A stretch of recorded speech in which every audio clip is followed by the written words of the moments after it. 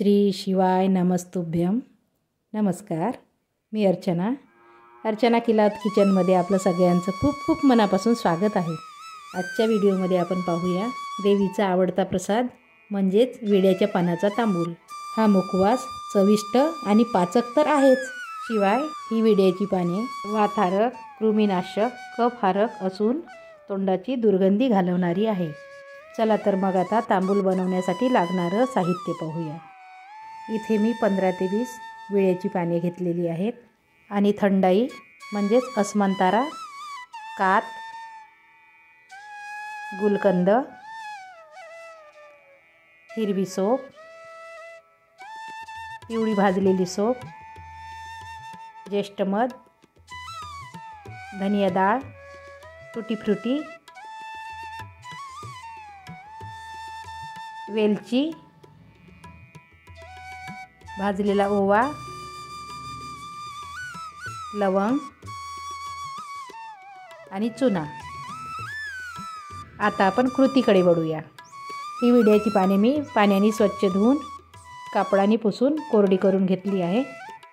आता आपण ही पानं घेऊन या पानाचा देठाचा काळा भाग काढून घेऊ आणि 2-4 पानं एकत्र घेऊन याला कैचीने कट करून घेऊ किंवा हाताने आपल्याला चुरगडून घेता येईल. आता आपण जिथे पानाला डाग आहे किंवा पानाचा काळा भाग आहे तो आपण कापून काढून घेऊ.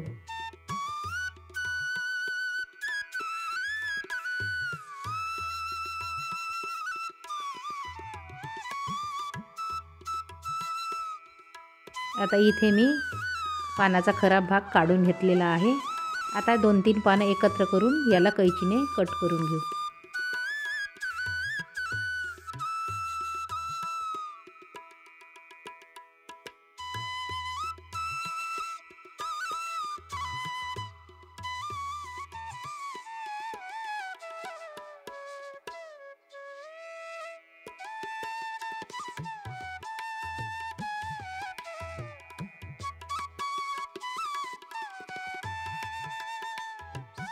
मी इथे 2-4 पाने घेऊन कैचीने कापून दाखवली आहे.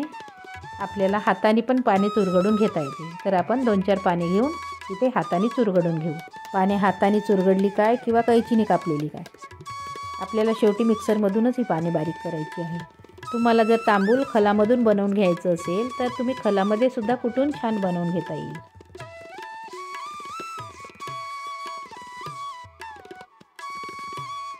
आता ही नागवेलीची पानं कापून किंवा चुरगडून झाली आहे. आता यामध्ये बाकी सर्व साहित्य घालून घेऊ. आता यामध्ये 4 चम्मच हिरवी सोप,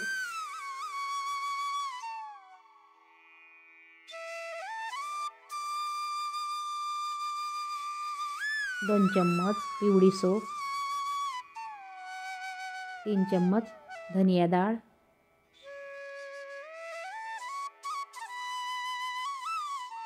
2 चम्मच भाजून घेतलेला ओवा,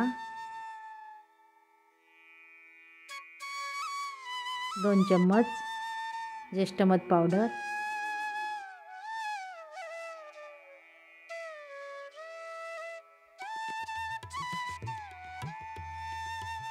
7 ते 8 विलायची, 5 ते 6 लवंग, यामध्ये थोडीशी टुटी फ्रुटी, 1 चम्मच पावडर कात, 2 तुकडे अस्मानतारा किंवा थंडाई, 1 पाव चम्मच चुना. आता यामध्ये 2 चम्मच गुलकंद घालून याला छान मिक्स करून घेऊ.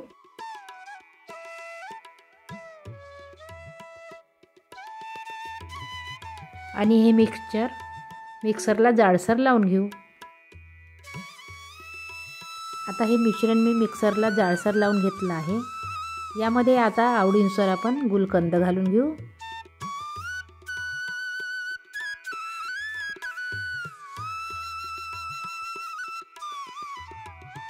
आणि सजावटीसाठी थोडीशी टुटी फ्रुटी घालून घेऊ.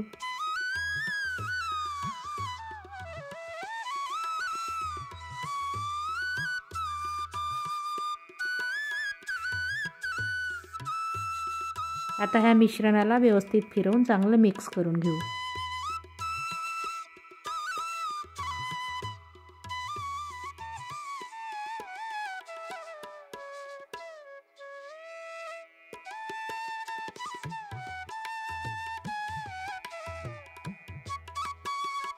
अशा प्रकारे आपला हा तांबूल तयार झाला आहे.